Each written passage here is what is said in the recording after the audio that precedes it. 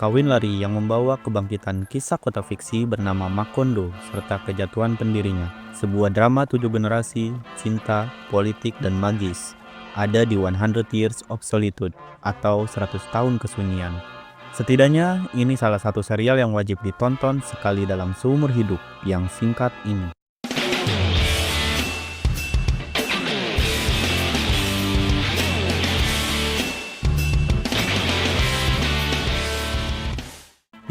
Jadi Netflix telah merilis sebuah serial TV yang berjudul 100 Years of Solitude atau 100 tahun kesunyian yang disutradarai oleh Alex Garcia Lopez.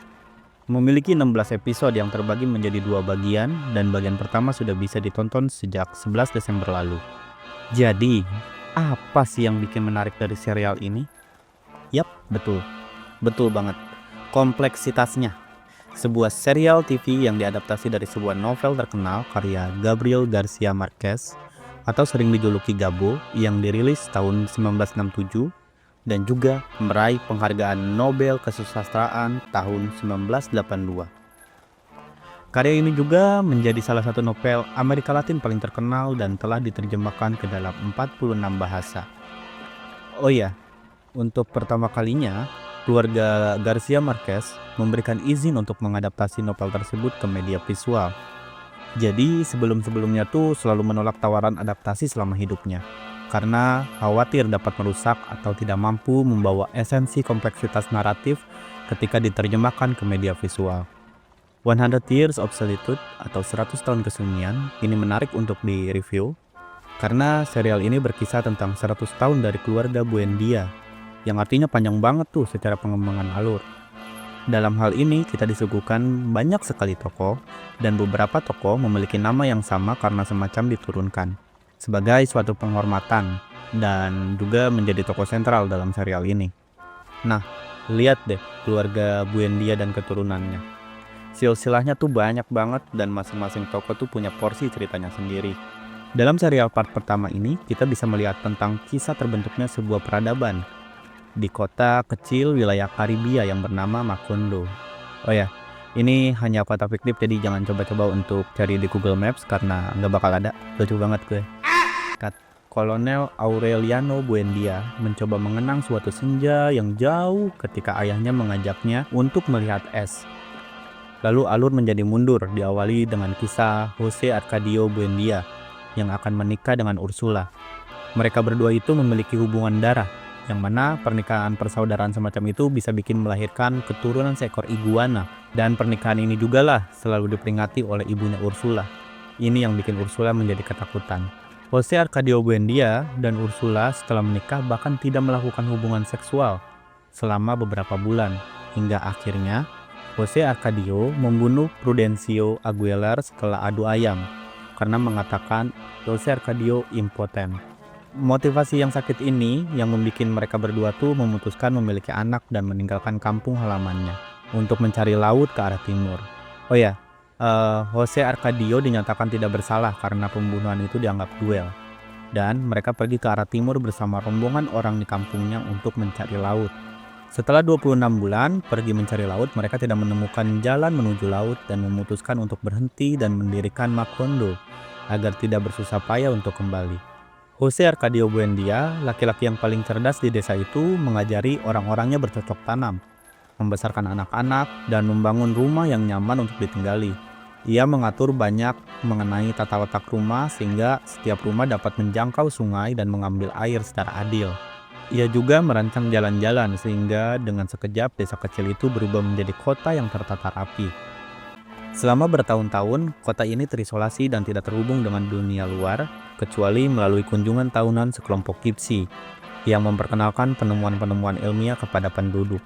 Pemimpin para Gypsy, seorang pria bernama Malkiades, menjalin persahabatan dengan Jose Arcadio karena memiliki ketertarikan yang sama terhadap alkimia, dan hal itulah yang membuat Jose Arcadio semakin menarik diri, juga terobsesi menyelidiki misteri alam semesta yang diperkenalkan oleh para Gypsy.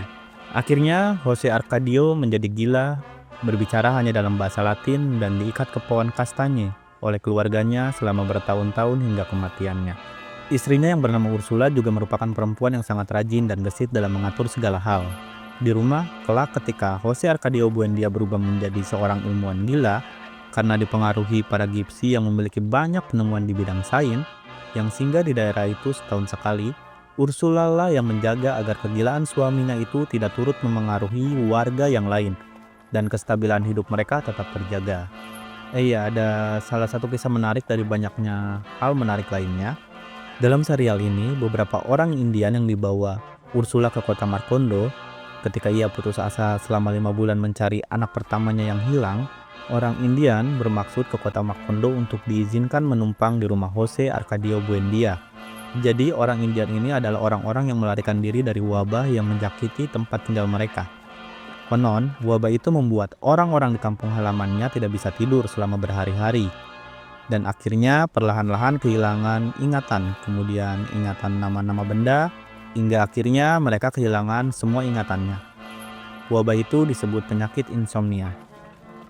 Akhirnya, orang Indian pun diizinkan tinggal, dan sebagai gantinya mereka bersedia membantu pekerjaan rumah. Yang perempuan bernama Visitasyong membantu mengurus anak dan menjual permen, sementara yang laki-laki membantu Jose Arcadio Buendia menguruskan pekerjaannya. Kemunculan wabah insomnia terjadi di kota Macondo. Keanehan ini dimulai ketika pedagang kulit mengantarkan seorang anak bernama Rebecca bersama dengan sepucuk surat untuk Jose Arcadio Buendia. Rebecca baru saja menjadi yatim piatu setelah kedua orang tuanya yang adalah sahabat orang Indian dan masih bersaudara dengan Ursula dikabarkan meninggal. Ketika datang anak itu terlihat kurang sehat, ia tidak mau bicara bahkan tidak mau makan.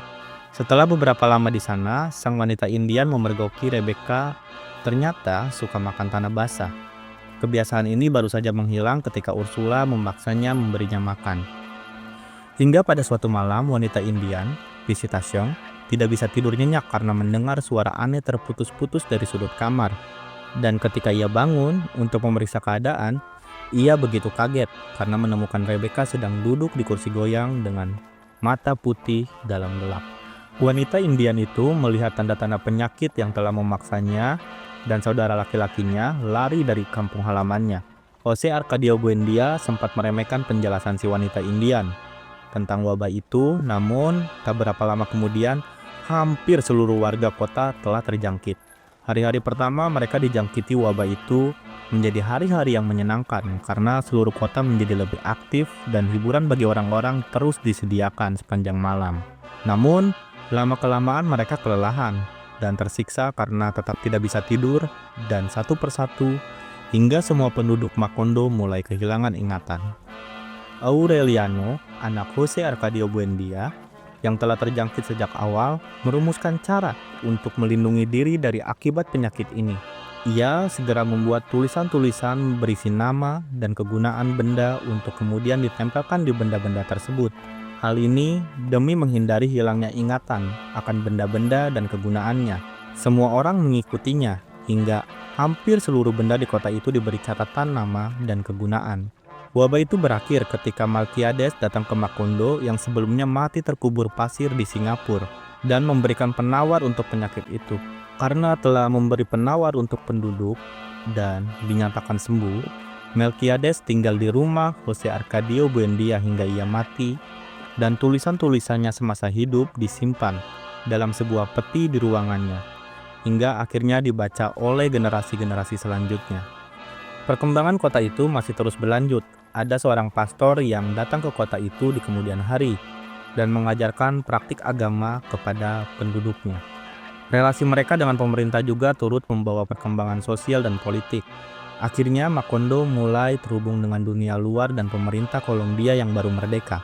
Pemilu yang curang antara partai konservatif dan liberal diadakan di kota tersebut. Hal itu yang memantik Aureliano Buendia untuk bergabung dalam perang saudara melawan pemerintah konservatif. Ia menjadi pemimpin revolusi yang ikonik, bertempur selama bertahun-tahun dan selamat dari berbagai upaya pembunuhan. Nah, dalam hal ini, perjalanan sejarah kota Macondo, kalau dipikir-pikir sebenarnya seperti perjalanan sejarah dunia. Semua dikemas begitu menarik sehingga penuturan kembali tentang sejarah ini menjadi unik. Ya, gak aneh sih melihat penulisnya Gabriel Garcia Marquez berlatar belakang sebagai jurnalis. Oh ya, Serial TV ini juga menjadi penting sebagai bentuk pengenalan mengenai kota Macondo secara luas. Secara visual dan alur dalam serial ini disajikan dengan ramah. Maksudnya, mudah sekali untuk dimengerti kompleksitasnya. Mungkin bagi para penggemar bukunya akan sulit untuk menyeimbangkan harapan, mungkin ya, karena memiliki keterikatan emosional dan interpretasi subjektif terkait tokoh dan segala macam. Dan hal ini mungkin akan berbeda dari interpretasi visualnya, bahkan pengembangan alurnya di serial TV. Oh ya, seperti kata sutradaranya, Alex Garcia Lopez, serial ini bukan hanya untuk Kolombia atau Amerika Latin, tapi juga untuk seluruh dunia.